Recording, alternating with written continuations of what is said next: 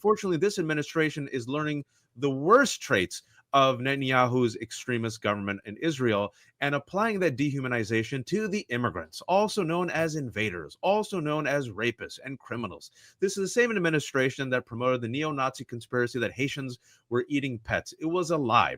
And it was all a preface to what he was going to do when he was getting into office. As they promised, they were going to crack down on immigrants, undocumented immigrants, but also legal immigrants, because the person who seems to be running the show right now is Stephen Miller, who I call Pee Wee German and Budget Goebbels.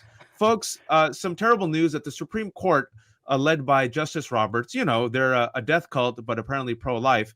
On Monday, sided with Donald Trump. They're utterly complicit and allowed him to enforce the Alien Enemies Act of 1798, which has only been invoked 3 times in the past, most shamefully during World War II when it was used to intern American citizens of Japanese descent.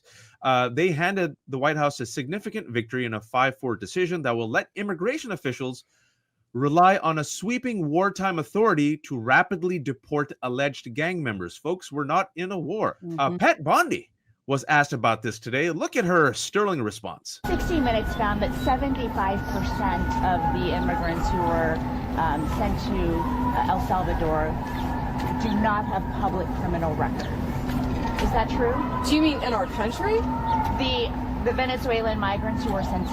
Okay, well, they're not Venezuelan migrants. They're illegal aliens from Venezuela who should not have been in our country. That's what happens when you have a press that is not subservient and actually confronts them with facts. Very quickly, folks, before we move on, it's important. We've talked about it on this show.